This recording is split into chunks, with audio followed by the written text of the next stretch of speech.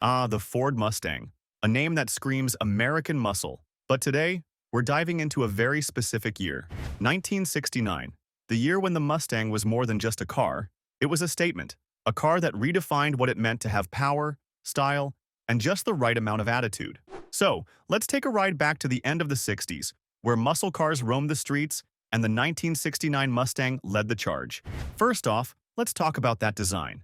The 1969 Mustang was bigger, bolder, and meaner than its predecessors. Those sleek, aggressive lines, the shark-like nose, and of course those signature dual headlights. It had a presence on the road that made you look twice. And that's because the 1969 Mustang was all about presence. Ford wanted to create a car that not only looked fast but felt fast. You could get it in different trims, from the coupe to the fastback and the convertible. But let's be real, the fastback? That was the one that made jaws drop. But it wasn't just about looks. Inside, the Mustang was a driver's car. It gave you that feeling. You know the one. When you sit down, grip the wheel, and just know you're in for a wild ride. Simplicity met sophistication with a touch of 60s swagger. It had the charm of a classic car, but underneath the hood, well, that's where things get really interesting. Let's talk engines. This beast had options. You could go for the base 302 cubic inch V8, which gave you a nice balance of power and drivability. But if you wanted to go full throttle, Ford had you covered. There was the legendary 428 Cobra Jet V8, 335 horsepower, but trust me, it felt like a lot more than that. This thing could burn rubber like no one's business and go from 0 to 60 in just under 6 seconds. And if you were really into racing, there was the Boss 429.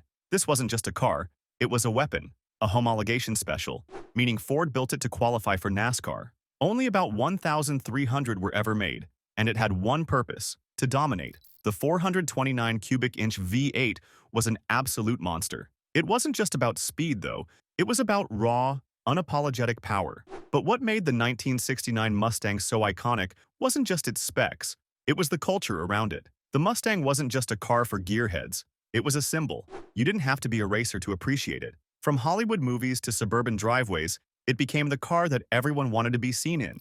And speaking of Hollywood, how could we not mention Bullitt? That famous chase scene through the streets of San Francisco. Steve McQueen behind the wheel of a 1968 Mustang GT Fastback. Sure, it wasn't a '69 model, but that film forever cemented the Mustang's place in pop culture as the ultimate car for rebels and thrill seekers. Now, over 50 years later, the Mustang is still here, still iconic. But it's the '69 model that many collectors consider the sweet spot, the perfect blend of old-school muscle with the beginnings of modern performance. And while today's Mustangs are faster and more refined, there's something about the raw, unfiltered nature of the 1969 version that keeps people coming back. Thanks for watching. If you enjoyed this, make sure to hit that like button and subscribe for more deep dives into automotive legends. And let us know in the comments, what's your favorite Mustang model of all time?